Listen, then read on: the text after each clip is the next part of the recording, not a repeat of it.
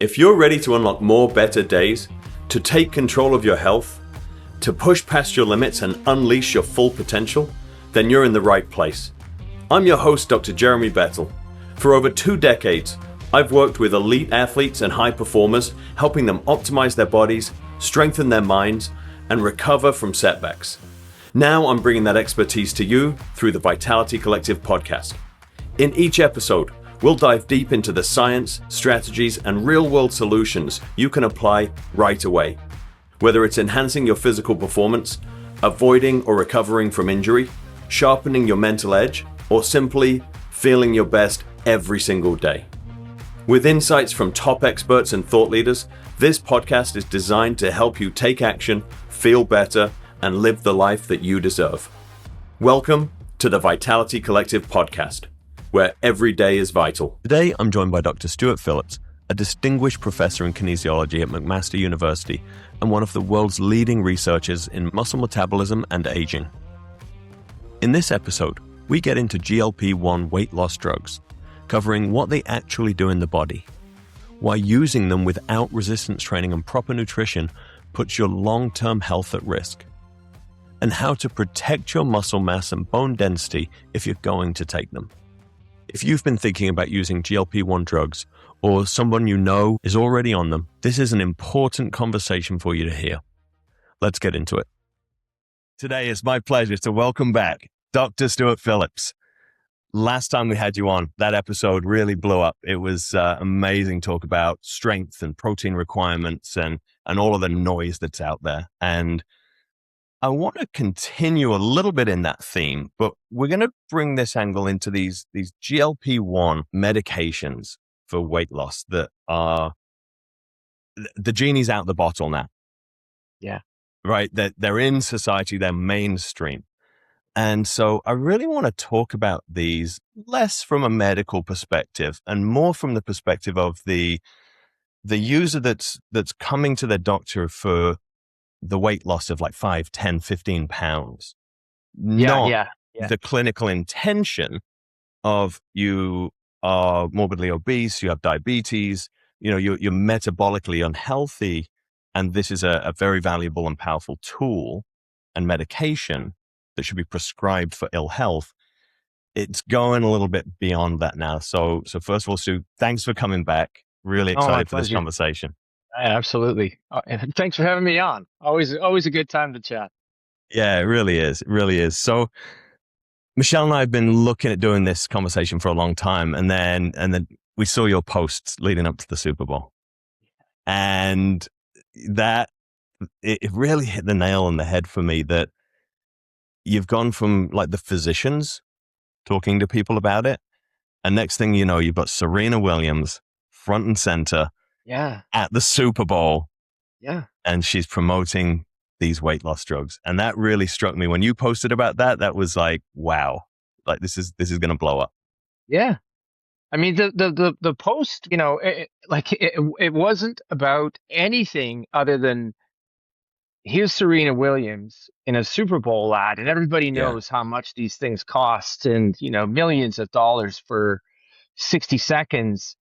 And she's promoting this company Roe that it's selling compounded, so not the drug company derived drug for weight loss, and using herself as the poster child. And I just thought that's an amazing cultural turn to, for that to be in the Super Bowl. Super Bowl is about beer ads and cars and lots of other great hilarious ads. I saw an amazing one on it was the Dunkin' Donuts ad with it was sort of the return to Goodwill Hunting, which was I mean, it was top to bottom. I think there were like 15 sort of grade A stars in that.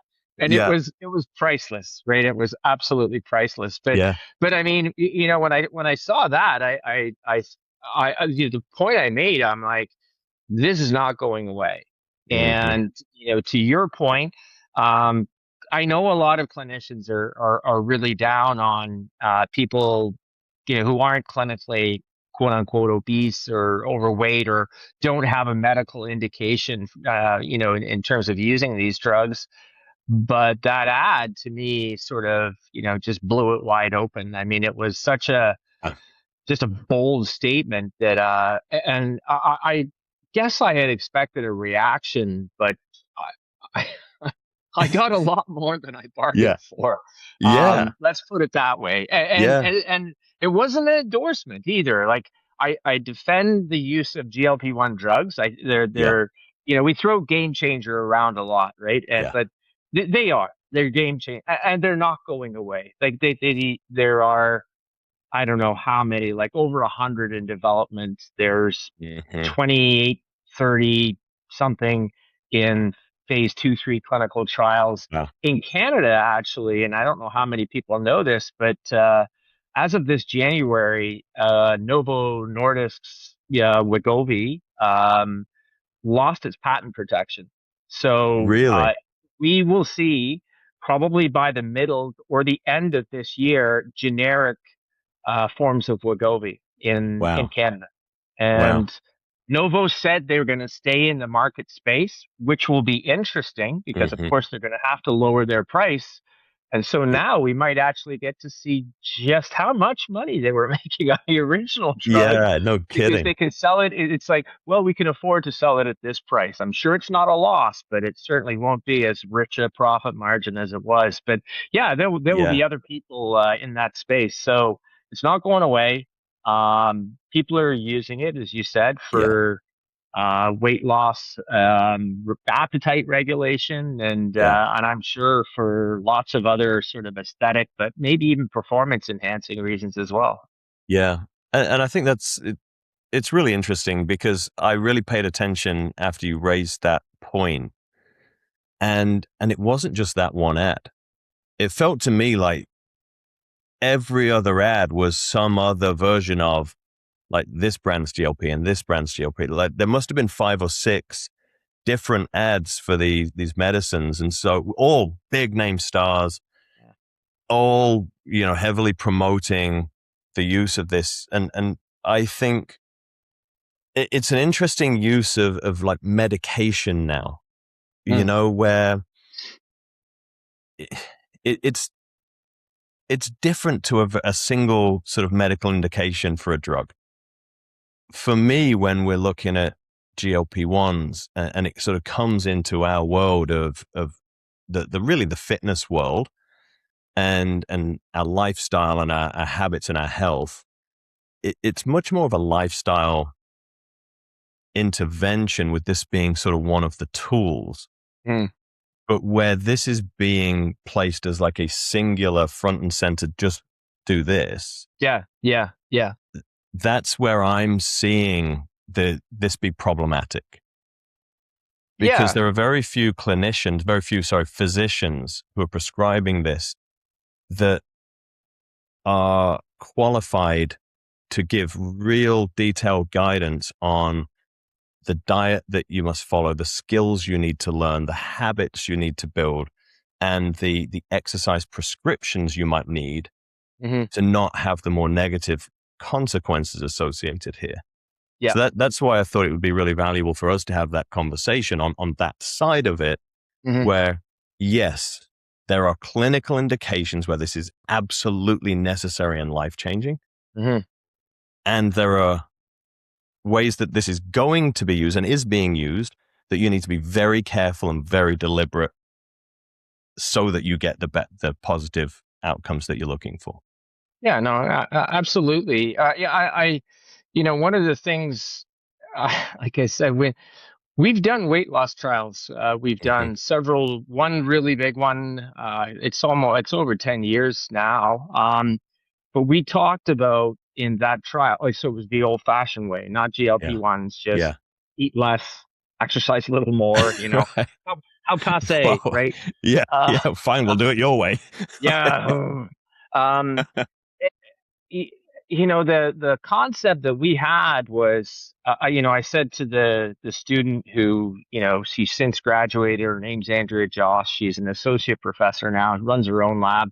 And like I said, we will not do a weight loss trial where we just will have people restrict energy and Yeah. not do some form of exercise. First of all, we're a kinesiology department. We do exercise, but I said I think it's almost unethical Yeah. to just have diet and just have weight loss per Hmm. se, because we know, and even with the GLP-1 drugs, the recidivism, people get off the drugs, et cetera, et Yeah. cetera. But people, and Kevin Hall, who, friend, he just gave a seminar here a few weeks ago, talks about this idea of it's like pulling an elastic when you're cutting back on food intake, is that the Yeah. tension grows and grows and grows. The bigger the Yeah. calorie deficit, the Yeah. longer you have to do it. And what the GLP-1s have done is effectively just ease the tension on that, Yeah. elastic band, so that that appetite driver that, you know, um, Hmm. people have to put up with, just as effectively removed. But in the trials, when we did it, we talked about what we called high quality weight loss. Yeah. And so that was weight loss with the highest possible ratio of fat to lean. Yeah. And, I mean, that's sort of been the athlete's, ideal form of weight Right. loss, right? Right. Lose the fat, hang on to the lean, hang on to the muscle, and probably most importantly, definitely hang on to the performance, right? And, Right. Exactly. you've worked with pro athletes. It's an art and a science, and, Hmm. some, I don't know, maybe tough above the neck athletes, amazing capacity to tolerate it. Others, they just come unglued, and Yeah. it's very difficult to do. It is, and I'd like to. So that's a really important place for us to start. I'd like to just backtrack a little bit and let's sort of dig into that action of the drug. What is it actually doing? What is it? So first of all, I don't think people know that this GLP-1, the glucagon-like peptide receptor, is a hormone that's naturally occurring in your body. Yes, And the medication, the semaglutide, it imitates the hormone and yes, replicates its action with the receptors within the body. And correct. so, as you're describing, so the action that it has is to quiet that hunger noise. Is that what I'm understanding? Yeah, I think definitely that's the one thing that people who take the drug will tell you right away, is that their appetite sort of just Yeah. in some cases it literally craters, and Mm. people's desire to eat is virtually gone. It does create gastric effects as well. It slows Hmm. down gastric emptying. There are receptors for GLP-1 all over your body, not only in your gastrointestinal tract, but clearly in your brain. There's some even on your heart. There's like Uh, they're everywhere, in your vascular, like all kinds of stuff. So, one of the things when you take this drug is it's antagonizing, so it's effectively blocking the receptor, and in doing so, it's suppressing appetite centrally. It's slowing down gastric emptying. It's having a lot of other effects as well. We recently had a talk here from a guy named Danny Green, who's in Australia, who was presenting some of the results of a trial that he was running, showing that the blood pressure lowering effects were so far out of proportion compared to the weight loss. So in other Interesting. words, this drug is having what are called pleiotropic effects. In other words, we don't know how it's doing it, but it's having another beneficial Yeah. effect that is, you know, we know that you should get 4 to 5 millimeters blood pressure lowering because of the weight loss. Yeah. But these people were getting 12 and 14 millimeters. And, that's, you just can't explain that with weight loss. And so maybe this is Yeah. another effect that the drug's having. And do you know, was that true of both the clinical population and people who were not trying to lose like large amounts of weight? Yeah, that I can't say. I mean, I can probably say conclusively that that trial was running in clinically, Yeah. Yeah. Yeah. either obese, so people with a BMI greater than 30, or people with a BMI of like sort of north of 27 with another risk factor. So they Yeah. had high blood sugar, they had elevated waist circumference, they Yeah. something else. that would allow them to qualify for the study. I would guess that the closer you get to sort of the healthy range, and so into the, I want to drop 20 pounds sort of thing, those effects would be lessened, but I don't Yeah, think that they would go away. for sure. Yeah, and that's really interesting with that, the research being in the population for which the drug was initially intended. Mm, Uh, the widespread access now and normalization within the non-clinical population. So I'd call them the more aesthetic type population. I think what I've seen and why Michelle and I wanted to have this was this, there's this swing towards this extreme thinness, like yeah. the Yeah. beauty standard, right? Like Mhm. if you look at Hollywood and Yes. you see already thin actresses getting way like I mean, there's a big thing about the cast of Wicked right now. All right, Yeah. that was like the last few months where it like legitimately concerned for some of these actresses that I'm seeing, where if these drugs weren't on the scene, you'd be really worried from an eating disorder standpoint. You'd be Yeah. genuinely concerned for people's Yeah. health. Yeah. But beyond Hollywood, even you're starting to see it in people you know, right? You see Yes. somebody pop up on Instagram a month later, and they're like half the size they were, and you're like, Yeah. oh my god. And I've had I've had clients, and we've had friends, and Michelle, like we know a lot about this stuff, but Yeah. feeling the pressure, Yes. like my client who was a small woman saying, well, now I'm the fat one in my friend group, right? Yeah. Because all of her friends were on it, and she was resisting going on this drug because she didn't need it, Right. but everyone had lost this tremendous amount of weight.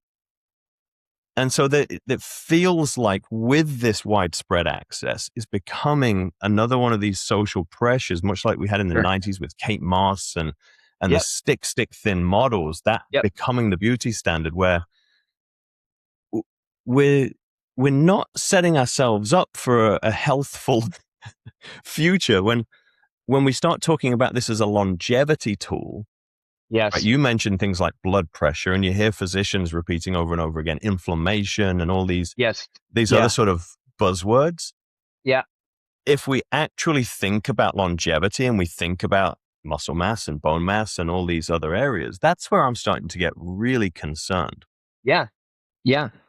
Yeah, and I mean, there's a lot to unpack in what you've just said, and legitimately, when I made that post, a lot of people pushed back and said, "This is really frightening to me," because of what it might, and talked about, for younger, particularly girls, young women, Hmm, hmm. but I think it's young men as well. The Yeah, body physique ideal and sort of thinness or leanness or yeah. whatever you want to call it is, I think the pressures are elevated in both Hmm, sexes, but clearly it's probably skewed towards hmm, hmm. uh, women than it is than men. And so I absolutely get that. And it's interesting because, you and I have previously talked about women and lifting weights, and, we're hopefully seeing this sort of maybe a change in perception that, extreme thinness and just, sort of skinny Yeah, was going out of vogue. Is that was, that's done. Um, and that a more, I'll call it muscular, but not bulky muscular, but a right. muscular physique and being stronger was the new skinny. And, we could celebrate that because here's a group of women, men, stronger, more resilient, better bone structure, more able to, do tasks of daily living. Okay, if they're in their 20s and 30s, no big deal, but Yeah, 40s, 50s, 60s, some of your clients that, that's what we should be aspiring to. And so these yeah, drugs, represented, I think, a legitimate threat to that. And, yeah, I'll just take it and I'll just get skinny. And that's good because look, I've got less body fat. My waist circumference went down. Oh, my blood pressure went down. Oh, there's another paper on major adverse cardiovascular events. And I'm yeah. like, in people. who had an elevated BMI, not people like Yes. you. Yes. Correct. And I think that's what I find interesting is that the mechanisms that we talked about, right? The appetite suppression Mm. and the fullness, the sort of feeling of fullness just from slowing down gastric emptying. It isn't the drug that's making you lose the weight, right? This drug isn't like melting fat off you, No. right? You're just not eating, Yes. right? And I think about it all the time when physicians are prescribing this. If one of my clients went to their physician and said, "Hey, Jeremy wants me to lose some weight, so he told me just not to eat anymore. Mhm. I just stop eating. Like maybe I could have like one small meal a day." Mhm. I think there'd be an absolute riot. I think I'd be dragged up in front of all sorts of different ethics Yeah. boards and He's setting right? you up for malnutrition. This is Yeah, that. And yeah, when yeah, in reality, it's an interesting comment. And, I've had personal acquaintances take these drugs. And one friend relayed, said, yeah, I'm really tired taking this drug. And I was yeah. like, yeah, well, okay. Big guy, 6'3", definitely needed to lose some weight, Sure. 260, 270 pounds. And so, well, what are you eating? And he wrote it all down. And I said, okay, well, that's about 900 calories. When So, he wrote it all down, like he wrote down yeah, yeah, both items that he ate. took him about 90 seconds. And he was Yeah, like, well, this morning I had a cup of coffee, then I ate a slice of toast. I was kind of nauseous, and which is a very common side effect. yep, yeah, I didn't feel like eating anymore. And then at lunch, I had like a soup and a sandwich, and then for dinner, I had a little bit of pasta and everything. But yeah, and I'm like, well, if you eat that little, it's probably no wonder you feel tired. yeah, And I said, well, what about drink? Like, how much do you drink? He goes, well, I had a cup of coffee. He goes, I don't know if I can remember really drinking too much at lunch, and so yeah, like it suppresses fluid intake as yeah, well, and yeah. lots of these things. And I'm like, so exercise is important when you're on these things. He goes, you're joking. The Right. thought of doing Absolutely. exercise is like, he goes, I'm shattered. Like it's all I can do to get to the end of the day, and then literally go to bed. Yeah. So But yeah, that's why I thought it was important for us to have this conversation because this is the world we live in is yeah, helping people solve these problems. And one of the things that we know is when we put people in a calorie deficit, they move less. So yes, it's that sort of that difficult balancing act that you play between, yes, we want to drop calories, increase activity, but it doesn't work that cleanly. You no, might go to the gym, but you sure as hell move less during the day, hmm, right? The incidental movement starts to drop.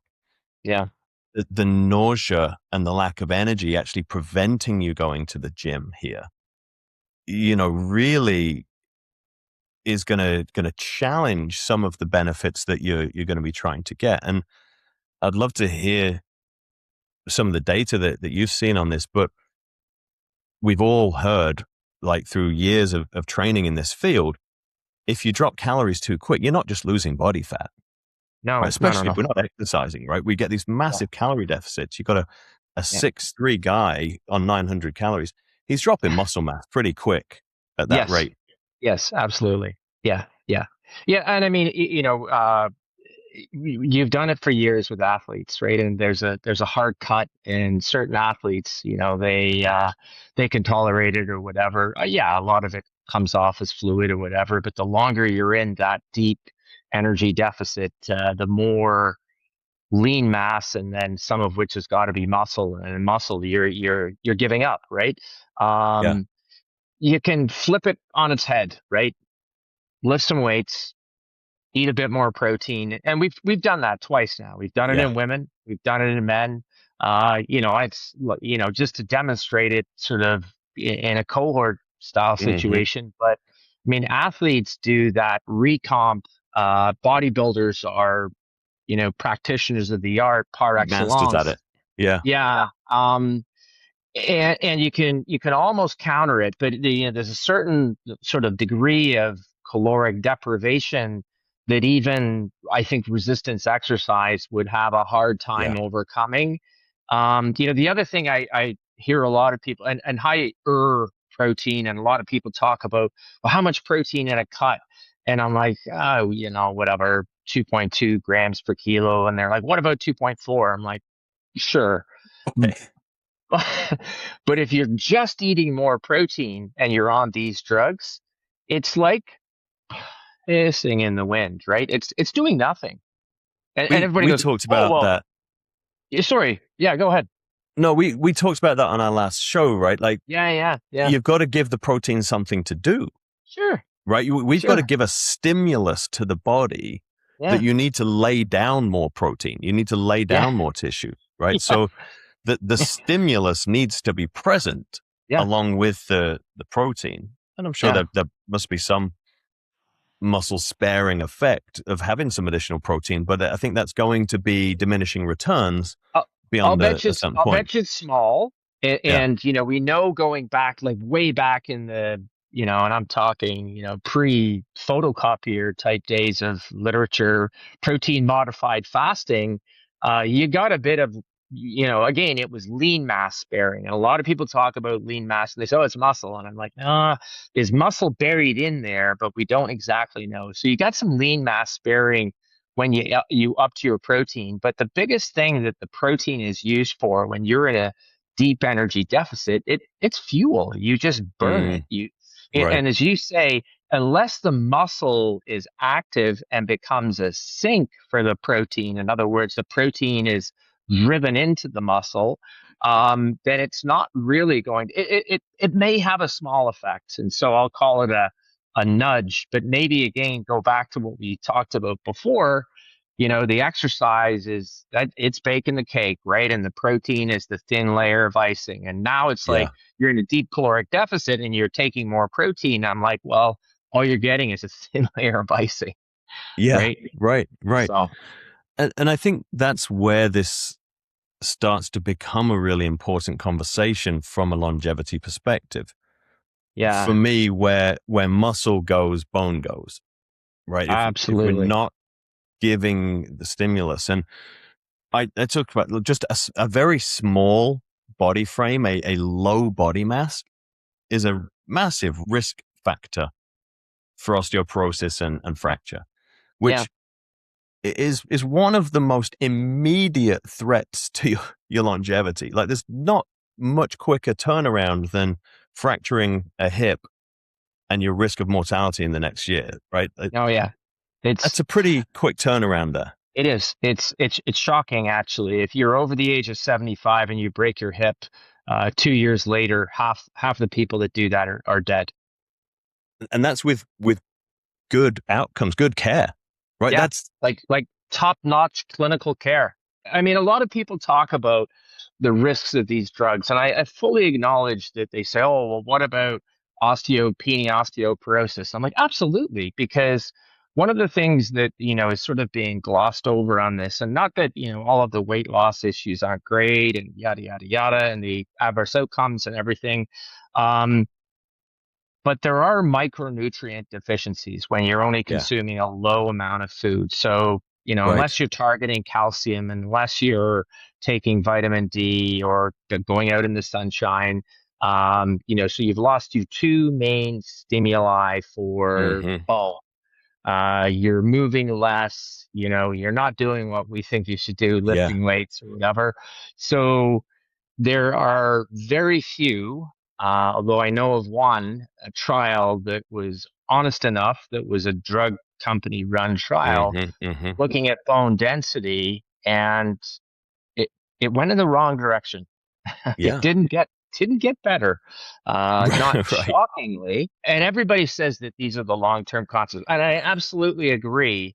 Yeah. Um, but they can be almost, and again, to not to be too trite about it, but you could almost just say, well, what can we do? We could lift some weights. We could take a calcium supplement, take a vitamin D supplement, eat a bit more protein, which is that's the triumvirate of the three Yeah. nutrients that bone loves. and a little bit of magnesium, maybe. Everybody, oh, how much magnesium? I'm like, Yeah. okay, I'll sprinkle a bit in there. Yeah. Um, Yeah. That's the and sprinkles on top of the icing on yeah, top of the yeah, cake. sure, Yeah. sure, I get it. Like a Yeah. lot of people, oh, you're deficient in that. I'm like, no, I don't know, it's not Okay. quite magnesium deficiency, but um, and now you've got all of the factors to protect muscle, protect bone. It may not completely protect it, but surely when you drop, then well, I'm certain that what you drop, I'm privy to a little bit of data on this, is that it's much more skewed towards fat mass loss than it Yeah. is towards lean mass loss Yeah. and bone loss. So it's not Yeah. an abstract concept. Right. It's going to take some time for these data to come out, but you'll see it. Well, but I don't think that it's unprecedented in that we've done these weight loss studies and we've shown, because that's what this is. It's a massive experiment on very rapid weight loss, in my Yes, opinion. And so absolutely. we've done this, right? We Yep. know that it's not like this is a new thing and we don't know No, what's coming no, down the line. no, no. Look at like the clients that come to us. I was shocked how many women came into our program, and it's women 60s to 80s. Jane Fonda, Kate Moss, right? Yeah, yeah, yeah, They've been in that mindset, that the yeah, low yeah. protein, the carb heavy diet, every one of them, under muscled, osteoporosis, pre-diabetic, some of them. And this is Interesting. where else Yeah. I'd like to go, because with very, very low muscle mass, again, you've got no metabolic tissue.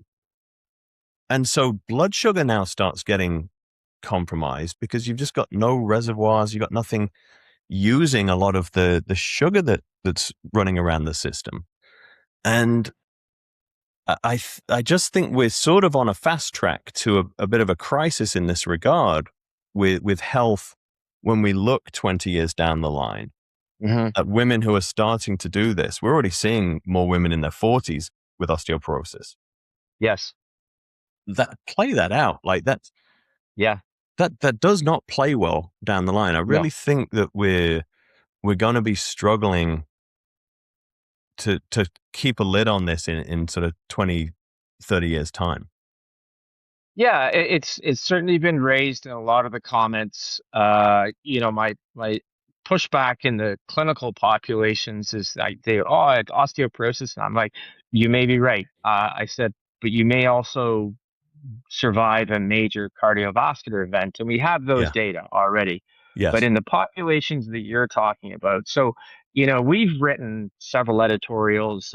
Carla Prado, very good friend of mine at the University of Alberta, Stephen Heimsfeld, who's also concerned about probably the best in the world of body composition, around how important muscle is Yeah. in a scenario like this. So you're older, and if you're in your 60s, like you're sarcopenic already. Well, you're not sarcopenic. Sorry, you're on the downslope of Yeah. losing muscle. Yeah. You could be sarcopenic, and then you go on this weight loss odyssey, and you're like, I just want to drop 25 pounds. But to your point, well, you only weigh 130. Uh, Hmm. First, why do you need to drop 25 pounds? But Right. this is the activity that's engaged in. And now you haven't just dropped fat. Obviously, you've dropped some lean mass, some of which is muscle. And if you're not doing much, then your bone density is going down. And and then here's where the crash comes. This is the woof moment. You've done this for a year, 18 months, and you've got to your, tiny skinny weight, and you're like, these drugs, they've got a side effect profile. I don't really like them. You know, I I want to enjoy some food a little bit, Yeah. because there is a hedonic component that's lost. I mean, food's Yes. intrinsically rewarding, Yes. and people who are overweight and obese are, the sort of, yeah, that mechanism in those folks is, there's something a little bit not working quite right. Set Hmm. points wrong, et cetera. And these drugs do a tremendous a job in sort of dropping the appetite drive. But then when you come back to, you stop Yeah. taking the drug. Now, when you regain weight, you don't gain muscle. Well, that was going to be It's one of the key you gain points body fat. here. Exactly. Because I've never gained an ounce of muscle by accident. Yeah, Unfortunately. yeah. I Right. wish So it were the case. yeah, if you've, that's where I was sort of going with the sort of pre-diabetic metabolic challenges that you're going to run into very quickly. Just saw an article on a study that came out this morning that 50% of users in this study of 700,000 people were off the drugs within a year. Yeah, yeah, All the appetite suppressing benefits were gone. It was largely due to expense and yeah, side effects that yeah. people just couldn't withstand. Yeah, I think we might have talked about it, but if we haven't, the phenomenon that we've sort of put out there in the literature as, a watershed moment in an older person, and, big tribute to my good and unfortunately late friend Doug Patton Jones on this one. He called it a catabolic crisis. So you're Mm, cruising along, you're going down in muscle, and then you have a disuse event. yeah, You're in hospital for, you get the flu, or you have a fracture or something like yeah, that. So this disuse catabolic event, you get this precipitous decline in muscle, and now when you get out of hospital, you shifted from one trajectory to another, yeah, and in the space of 4 to 5 weeks, you've accelerated the loss of muscle that's the equivalent of about 10 years of normal aging. right. And, some of the points that have been made with these drugs, and we sort of, Carlo Prado and Steve Heimsfeld and I have tried to sort of make this point, is that everybody said, oh, well, nobody's getting weaker when they take these drugs, so it's not that big a deal. And in fact, function is improving because, and of course, in clinically obese folks, of course it would, Yeah, because you've just dropped, 30 pounds, right? So all of a sudden you are more mobile. yes, The point is that if you're in your 60s, 70s, and in your 80s, and that shocks me that somebody in their 80s would get put on this drug, you effectively have that catabolic crisis, but it's yeah, induced through reduced food intake. yeah, It's a weight loss crisis, I guess, or a yeah, food energy crisis, and you've accelerated muscle loss. And I've done the calculations. It's in the neighborhood, depending on which drug and which trial, and it's not easy to find the body comp data right. in the drug studies. You got to get into Appendix 17, subpanel B, and you're like, oh look, it's there, Yeah, pretty deeply hidden. yeah, If 40%, up to 40% of the weight you lose is lean mass, and maybe about half or a little bit more of that is muscle, then what you lost in some of these trials is the equivalent of in a year of about a decade of aging in terms of muscle yeah, loss. yeah. So it's like, Which is good. terrifying.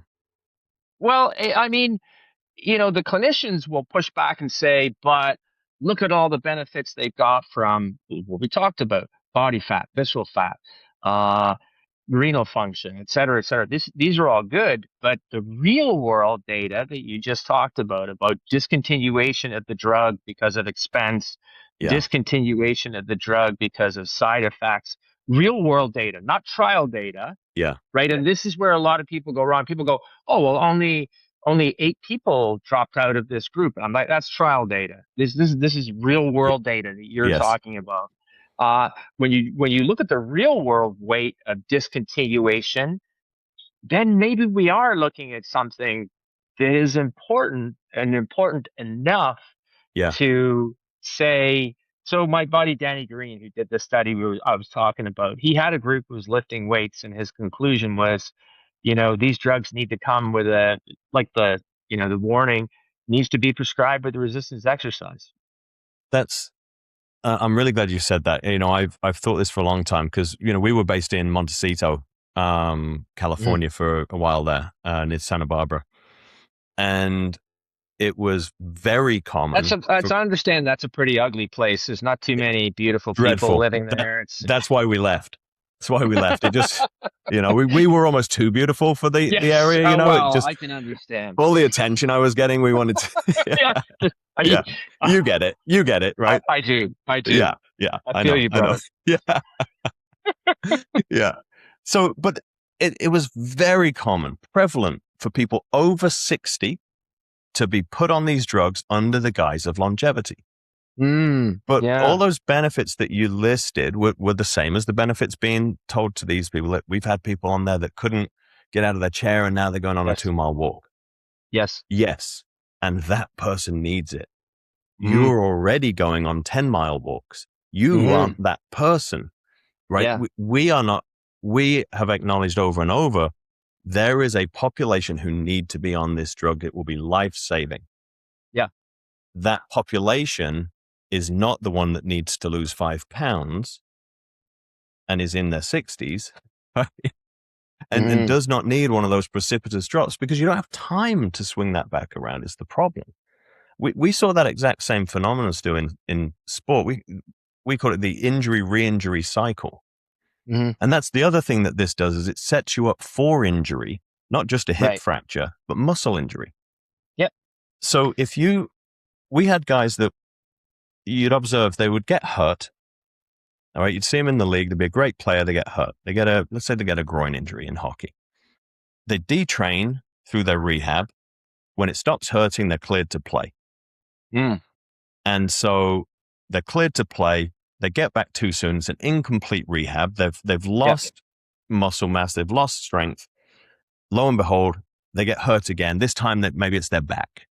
Go through another rehab, come back too soon, get hurt again. And you get people who actually spiral down and drop out of the league because they keep getting these injuries because they just keep detraining.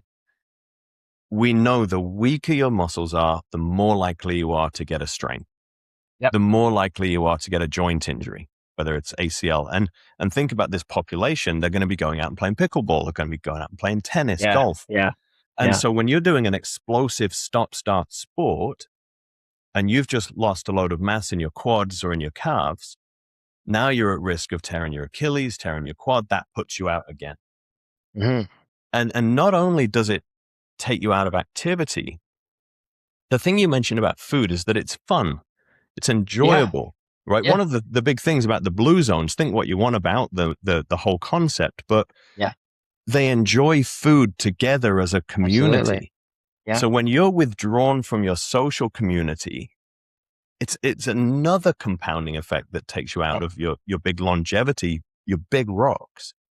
So I think that that's the other side of this. Yes, there are longevity benefits for those who need it.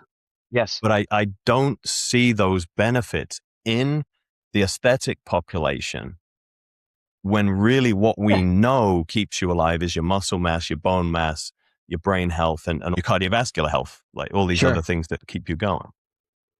I mean, one of the things too, and to your point, and you're spot on, and I just wanted to mention it while I was thinking about it, is that Novo Nordisk conducted a trial with semaglutide to see whether it would reduce people's risk for dementia, and it did nothing. The trial failed. And that's an interesting point, right? I mean, it's sort of, because if it's longevity, maybe it has this. And a lot of people will say, well, I can't wait for the trial results. Like I'll be dead or I've developed a chronic disease.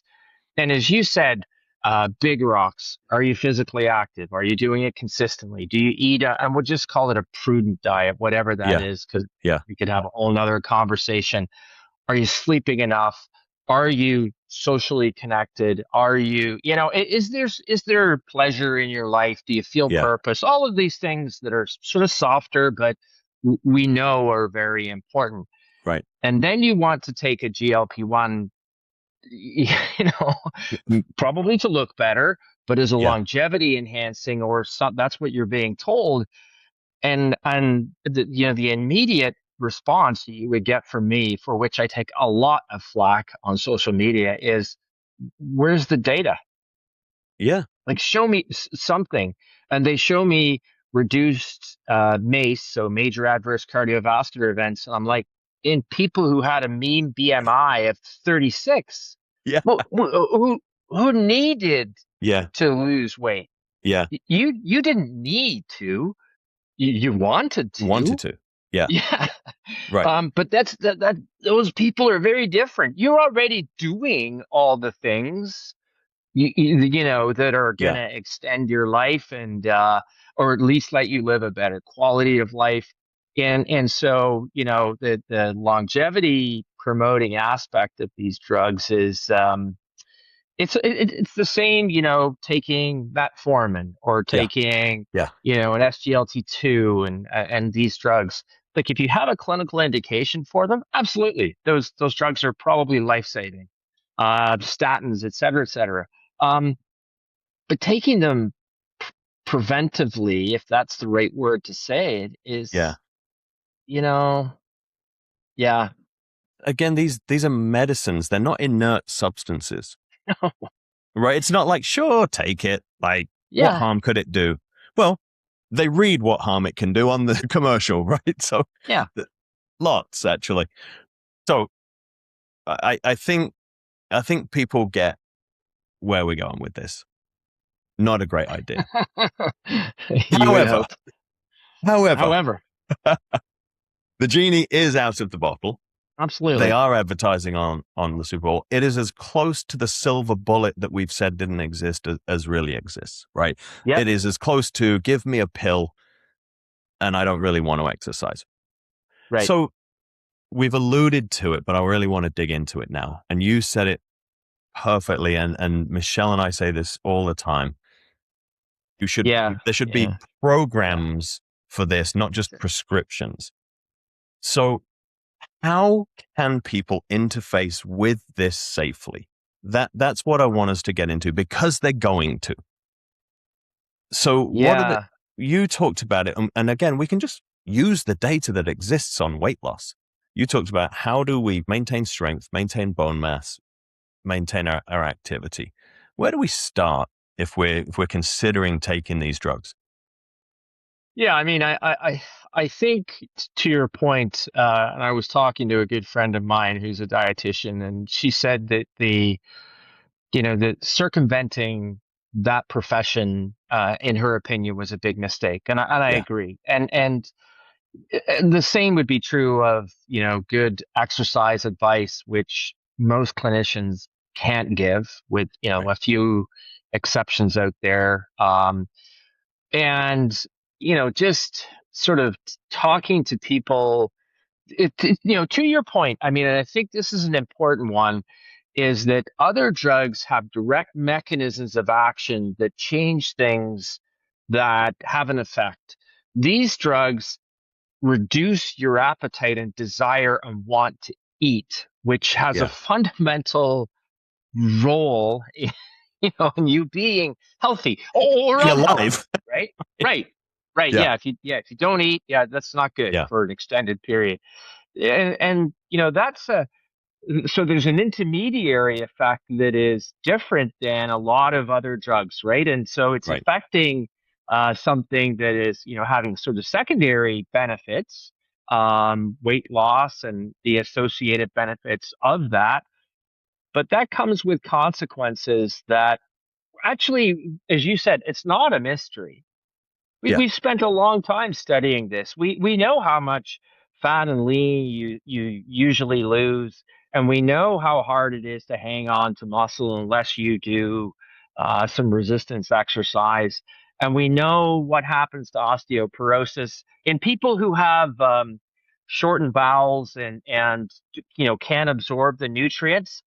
They receive intensive dietetic support to consume elemental diets so that they can protect their body against essentially malnutrition. Yeah. There's none of that going on with these drugs. Correct.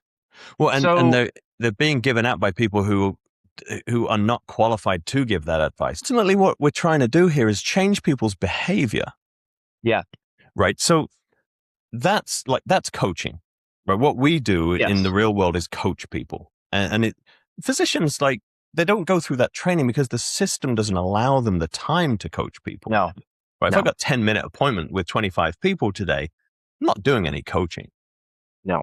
So that's the thing that's lost here is if I just give you the drug and you just keep eating what you were eating, but less of it, right? I'm not really hungry, so I might just grab a handful of candy. I might, grab some M&Ms Yeah, and if yeah, I'm yeah, just sort of surviving, like you say, you're going to be malnourished, but yeah. we need to actually use this opportunity of reduced noise to learn new behaviors and really Yes. work on building habit, changing into a more health promoting habit base, which Yeah, involves our nutrition and our exercise. yeah. So what should be some of the targets from a nutritional standpoint that you think people should be thinking about and working towards? Yeah, I mean, from a protein standpoint, and I mean, and the nice part about a lot of proteins that people consume on a fairly standard basis, particularly animal source proteins, but plant source proteins too, they tend to be relatively nutrient dense. Mm, So if you are going to make a change, a switch towards nutrient dense sources of food, and less, you know, energy dense, nutrient poor sources of food. As you say, you could just have a handful of candy and you would feel full. The sugar rises and you're just like, and I'm not feeling too good anyway. So you're like, oh, that's fine. And I think one of this sort of, and I think it's a hope, and maybe there's data on this to show that it is the case, but it's a reset for people, right? It does dampen the food noise, and if you do need to lose weight, that that's an immense. It's just a very different way hmm of losing weight. Like people will comment that they don't feel the need or tremendous desire to stop at the fast food restaurant hmm on the way home that they do or they did when Right. they weren't taking the drug. So, I mean, that's life changing, right? Yeah. I don't feel the compulsion to stop, but a lot of these people do. Yeah. So, once that's removed, then the question is, how now can we sort of you've got a bit of a reset. So we've removed some of that noise. How can we learn how to eat and how can we learn how to run our show or our life in a more healthful way? Because, if you didn't have the agency to be able to, and it's not willpower, but hmm essentially the biology to be able to withstand, not eating the food, then, maybe it was hard to make decisions around other things. You found it hard. Why would you go to a gym? I'm so overweight, I'm not going to bother. I hate going to gyms because I feel shamed because of my body size. And so there's and maybe it is a teachable moment. And it's one of these things where you could come in with intensive sort of lifestyle advice and support hmm and really change the person's Yeah. life and behavior. So, I mean, that I've heard that. I've heard a lot of people say that's, utopian. Like that's not going to happen. And I probably, I'm being naive when I think that it should. I mean, it should happen. Yeah. Whether it's going to happen, I doubt. I mean, it's just Yeah. like just take the drugs and sort of see what happens. Yeah. Yeah. And that's where I think that conversations like this can be good for the public discourse, right? It's not an easy subject, and coaching is inherently complicated, right? Yeah, People's lives are complicated, but if we can give them some guidelines. So you mentioned like the nutrient dense food, like really focusing on the nutrient dense like proteins and micronutrients. What sort of level of protein are we talking about here that would help people in maintaining lean and bone mass? yeah. I mean, I think this comes back to the conversation we had before. Clearly, zero point 0.8 grams per kilo or about 0.35 grams per pound it's too low. I mean, it's too Mm, low for, mere mortals. Forget about people who are on a low energy budget. So I'm yeah. thinking it's at least twice that. And so zero point 0.7 grams per pound or 1.6 grams per kilo. And I think that's probably going to do a lot Yeah. for some folks. combine that with exercise, and I mean, those are the types of protein intakes that we've shown previously. You like if you put people on those intakes, and we've dropped some guys down to very low intakes, so probably close to these GLP-1 like intakes. We could only do it for 28 days though, or these guys would have, lost their minds. Right. But the Isn't drugs, that's wild though, right? Like if you're just doing it, like ethically, you wouldn't consider doing it for longer than that. But we're like, yeah, well, just be on this for a couple of years. we published a study, and it was amazing because 100% of the weight that they lost in a lower protein group, so at about 1.2 grams per kilo or about 0.45 grams per pound, was fat. 100% was fat. In another group who got about 2.4, so three times the RDA, so just over a gram per pound. Actually, I don't know if they gained, but they definitely, their lean mass even went up. So Yeah. I'll just say that again, 100% of the weight they lost was fat. No Right. lean, no muscle. Too short to measure bone, so I can't say. But at the end of 28 days, all these guys talked about was food. And Mm-hmm. now that the game's changed. That wouldn't happen in Yeah. folks taking these drugs, right? Yeah. So there is no Yeah. appetite feedback saying like you're Yeah. literally starving Yeah. yourself. So Yeah. eat some food. But And it is yeah, encouraging that there is a mechanism by which we can interface with these drugs and not starve to death. Right? absolutely. We can do it, and we can learn these skills to survive without them. Right? So if we increase our protein. The thing I thought was really interesting, you mentioned the micronutrients, and I don't know if I'd really Yeah. considered that with all the talk about protein, but just the malnutrition. Just Yeah, from yeah. I mean, how No, are people not getting scurvy? yeah. Right? Well, It's like, I mean, I think if they eat one piece of fruit, you're probably good with scurvy. But yeah. to your point, to your point, I mean, this is like the dietetic crew will tell you, and we don't have great data on this, but I did recently see a study looking at the what a lot of these folks take in, and micronutrient deficiencies, bona fide micronutrient deficiencies, are a concern.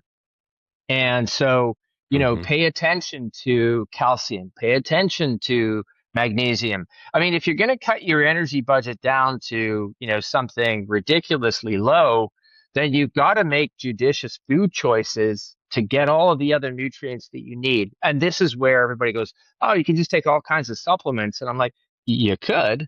And that's one way around it. But, that might not be the best way to do it. And what we do know is that most micronutrients and vitamins, minerals, and everything always are absorbed better and behave better in terms of, when they come from food. And Mhm. so it's a food first approach, but you have to be judicious. And when, how can you be judicious in your choices if you don't have the right information or training or Yeah. support of somebody saying, okay, let's look at what you're eating. Okay, so we're going to make a few changes here. It's not going to be radical, but instead of this, could you do this? And instead of this, could you do this? And okay, I could do that.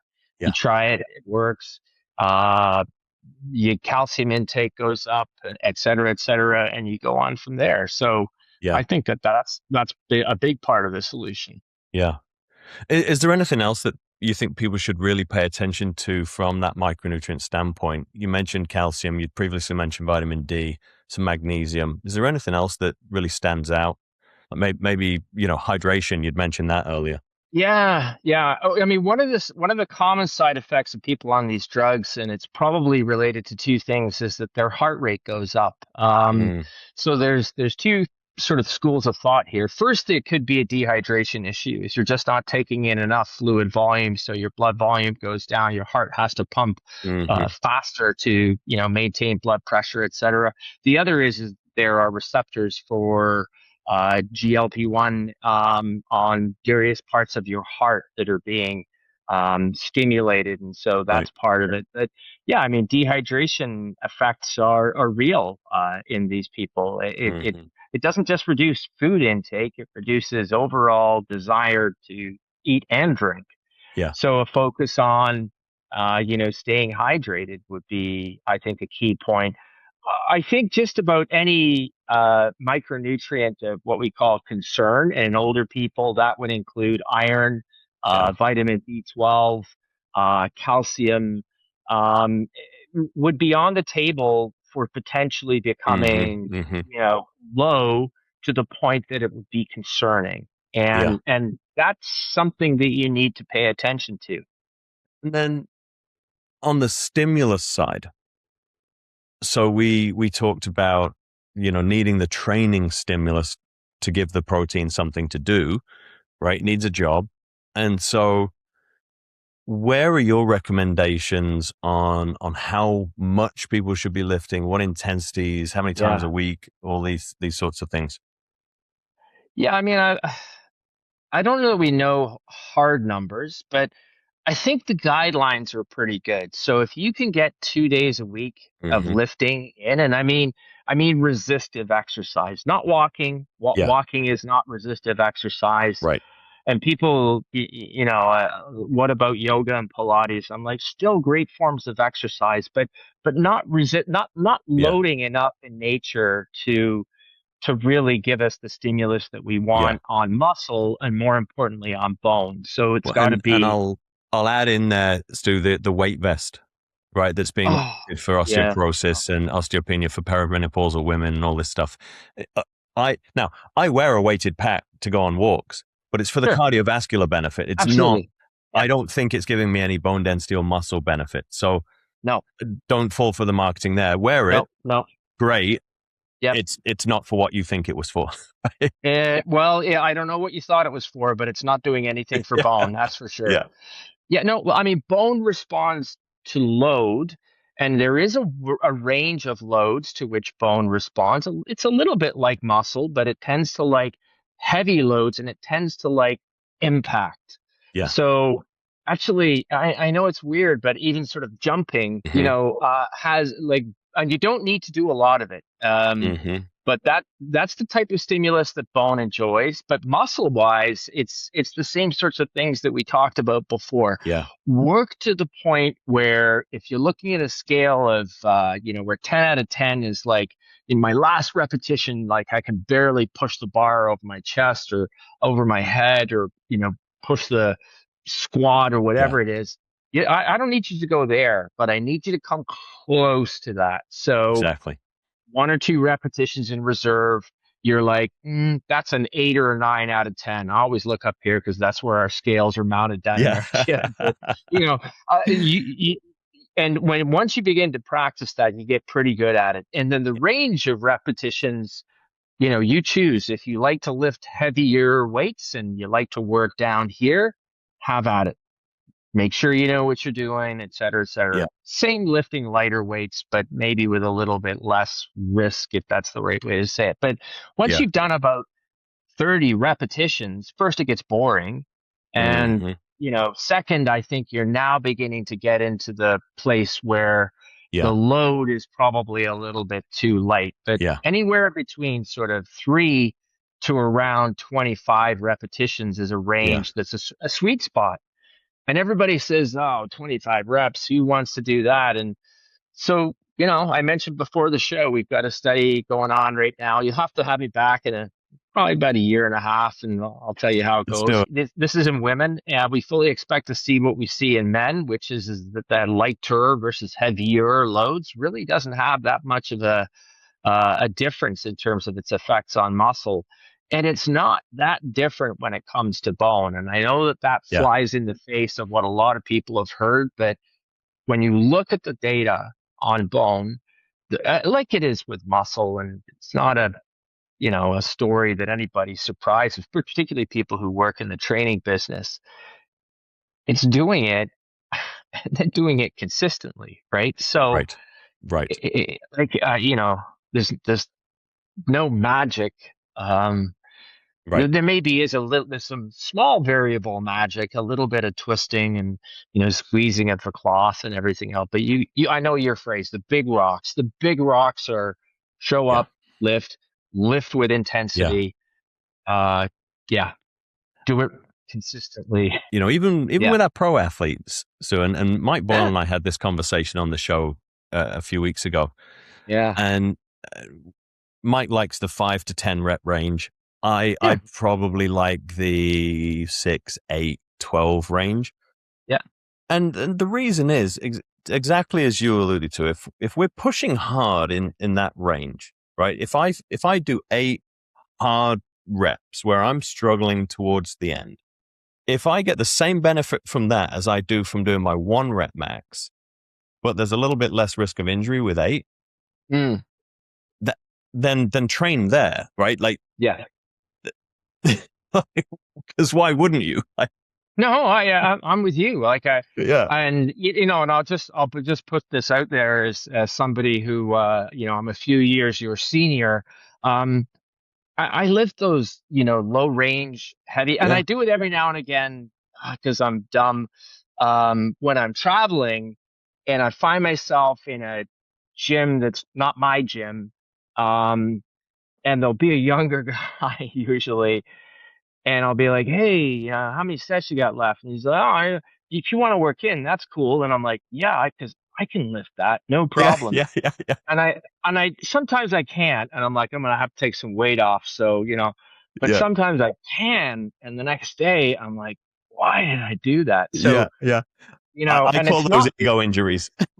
Yes, yes, yeah, no, absolutely. I've had Externally many of them. That's motivated why I know. factors. Yeah, Yeah. So, and I've coined a new term. It's not DOMS, delayed onset muscle soreness. It's IOMS. So it's immediate onset muscle soreness yes, yes, and joint soreness the next day yeah, and a yeah, lot of regret. So I tend to stay out of that range. And so I yeah, favor sort of more into the 12 to 15 repetitions. But at yeah, the end of doing that, like that last rep it's hard. yeah. And everybody says, but it's not intense. And I'm like, I beg to differ. I, Like it feels I pretty would say friggin' it was. intense to me. Yeah, yeah, absolutely So, right. And I think that's. But if we go with that model, right, that rep should be difficult, and you do it consistently. I think what muscle and bone need is a stimulus that's greater than what they previously had. absolutely. If we keep within that rep range, that intensity range, we're going to have to lift more and more weight for 12 reps. And so we're Yep. going to continuously increase the challenge on the muscle and the Yep. bone, and it's going to Yep. adapt to that new challenge. So I think that for me, that's where people need to be looking at 3 to 4 sets, even if it's 4 exercises, in a workout, Yep. and you're doing 3 to 4 sets of 8 to 12 repetitions, and you're bigger compound lifts. I like free weights, but if you're Yeah. comfortable on the machines, go lift on the Yeah. machines. That's fine. But just do it over and over again, Yeah. and then do it, and then add the protein in, layer that in. I like the idea of the micronutrients. Think about that, and that's where your doctor should be monitoring your blood work and making sure that you're not getting deficient in any of this stuff. Yeah. And I think when we start framing these conversations around longevity, and you start making decisions based around longevity, I just challenge people listening to really reflect on what that means. Yeah. Right? How do you want to feel when you're getting older? Yeah. Because our program's about avoiding frailty at all costs. Absolutely. Like, first and foremost, I think above just about anything else, we call our program a strength-based longevity program, Hmm. because I don't know that there's much that will give you lower quality of life and will kill you quicker than just being frail. It's one of these questions, isn't it? It's like, you could probably be, I'll use the word skinny and maybe on the frailer side, and you might stick around for a little bit longer, but you can't do this, you can't do that. And I've said, and maybe I'll feel different when I don't think I will, but I have no interest in living to be 120 and feeling like I'm Yeah. 120. No. You know, I'd rather have that compressed morbidity and like people, I think and I've got older parents and everything else like that, and run the center that we do with lots of older folks, and what they really fear is suffering. Yeah. They don't want to be in pain. They don't want to have some sort of chronic illness that is really going to reduce their quality of life. And so it's it's length of life, sure, but it's quality. And so that's Yeah. health span. It's not longevity. Like Yeah. I I'm okay with the longevity tag, but I think what you're really pushing is a better quality of the life in the years that you Yeah. live. Yeah. And I think probably in the end you're gonna live a little longer too, but you're gonna Exactly. live it with Yeah. good quality, and you're gonna be a Yeah. robust, you know, hale, not frail individual. Yeah. And that's it's such an important message. We chose Vitality Collective and not Longevity Collective for Yeah. our company because Yeah. I think we get to longevity through vitality, right? Like Yes. if we take care of all of this stuff that's going to give us a great life, we're going to live longer. Like, Yeah. what's better fall prevention than playing tennis? Right? Like teaching you how to put the brakes on really hard and change Yeah. direction. Like that Yeah. seems like a great way to not die. Right. Yeah. So, and Yeah. fun.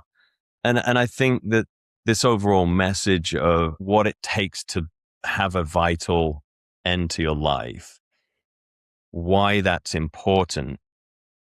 We had a great conversation on here with a good friend who's a physician. We talked about blood work and why should we monitor this stuff proactively. Right. Yeah. And he said, well, people will say, oh, well, if I die, I die. It's not going to happen like that.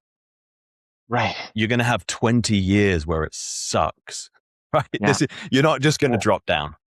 Yeah. It's not going to go like that. You're going to be sick for a Yeah. long time. And I think that the important thing with body weight, body mass that people worry about is that they get to their ideal weight thinking that that's going to be, are they going to be happier? They're going to love themselves more? Are they going to be, all the things that's going to come Yeah. with body image? Yeah. But that does not mean healthy. And that does not mean long-term health. So I think we've really got to reframe and have that as part of our decision-making here. You're preaching to the converted. We'll just keep yelling that back and forth to one another, shall we? It's great. That's why I love coming on the show. Yeah.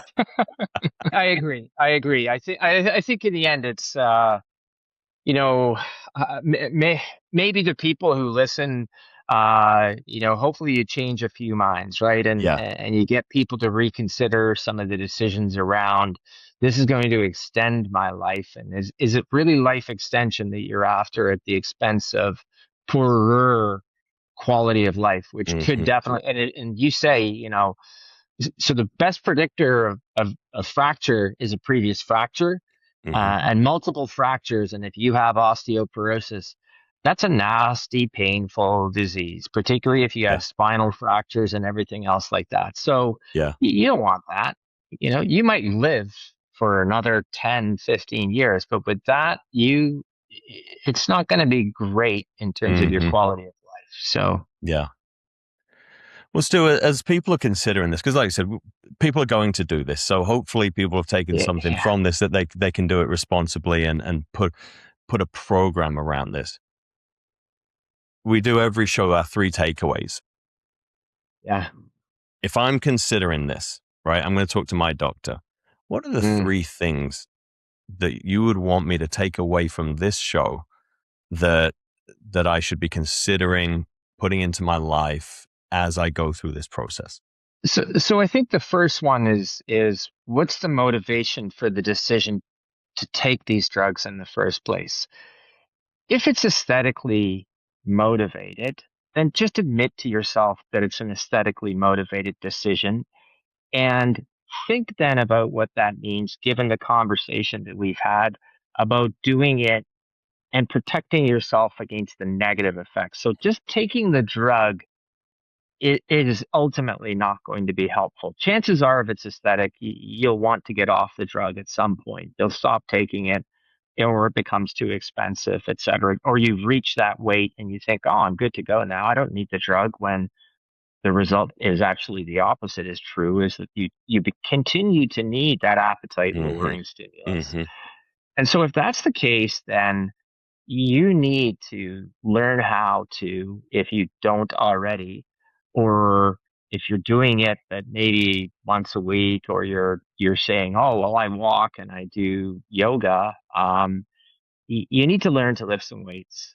Mm-hmm. As in the show that we talked about before, that's like a foundational bedrock piece of aging well. And Yeah. and the more I see, the more I read, the more I observe and talk to the folks in the gym that we run, I'm just convinced of that. And Yeah. you know, and then the next is clearly is the partner, right? The perfect partner is good nutrition.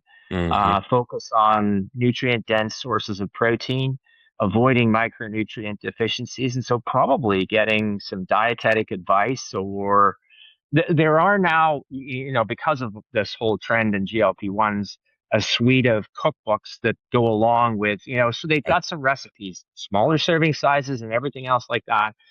And yeah, the nutrient density is there as well. So, you know, get yourself ready to make those types of decisions. And as we said, maybe this is the teachable moment. You're like, okay, I'm gonna reset, I'm gonna do Yeah. this. Yeah, it's probably aesthetic and blah blah blah. But protect yourself if you're gonna do that, for sure. Yeah. If you need these drugs because you have a BMI, over 30, and you've got all kinds of other risk factors, that the message is basically the same. The Yeah. difference would be is that you can expect to have some quite profound changes in your health picture. That's a different scenario for Yeah. sure. Yeah. Yeah. Thanks for making that point again, Stu, because I do want to be clear that just like with athletes, our job was to test and monitor and find the athlete's limiting factor.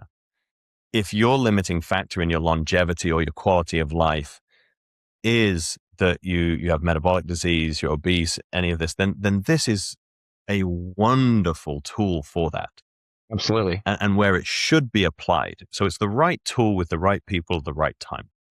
And I don't ever want to discourage anyone who needs this as a medication from taking it. No. I want it to be used responsibly by physicians, by consumers, for what it's supposed to be used for. Not these, we start getting these off-label recommendations Yeah. with weak data in populations that don't really apply. Right. And that's where I think we start getting into some dodgy water there. Yeah. Stu, you talked a bit about your lab and the gym that you guys run up there. How can people find you? I'm mostly on Instagram these days as MacKinProf, MacKinProf. Same handle on X. I'm also on TikTok, but really I'm on there to goad my youngest son, who says that old people shouldn't be on TikTok. So I got on just to spite him. I'm You also are on just there for Facebook. the dancing, right? Yeah, well, Exclusively for the dancing. that would be ugly for sure. Well, there'd be no better way to get under his skin than if you started throwing Yeah, in you some know what? dancing, you know? Actually, now that you said that, oh yeah, I like it. I like it. Yeah, no, and I'm on Facebook too and LinkedIn, so Okay. easy to Okay. find. Just put my name in. I generally Yeah. pop up, no problem.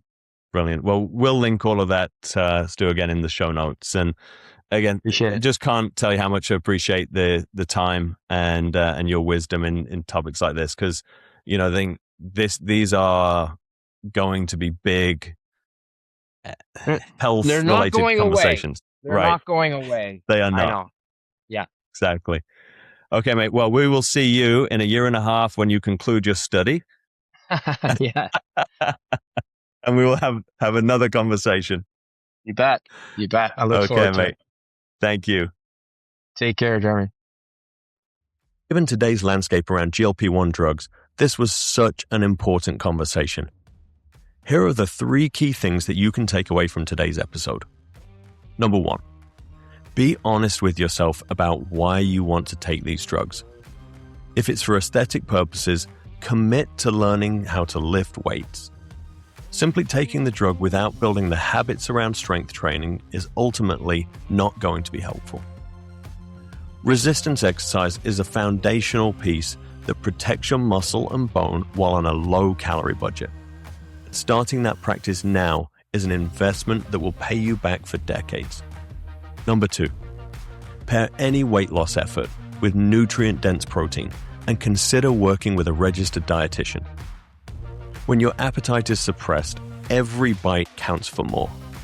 Prioritizing protein-rich, micronutrient-dense food is how you can make sure these medications support you in the way that you hope they would. The support of a registered dietitian who has deep expertise in helping you build the lifestyle habits you're going to need to maintain this weight loss over time is going to be critical in long-term health. Number 3, this is a teachable moment, not a finish line. Use the reduced food noise as a reset. Build the habits now, including exercise, nutrition, monitoring, so that if and when you do come off the drug, your lifestyle habits are in a better place to support your long-term health than they were when you started.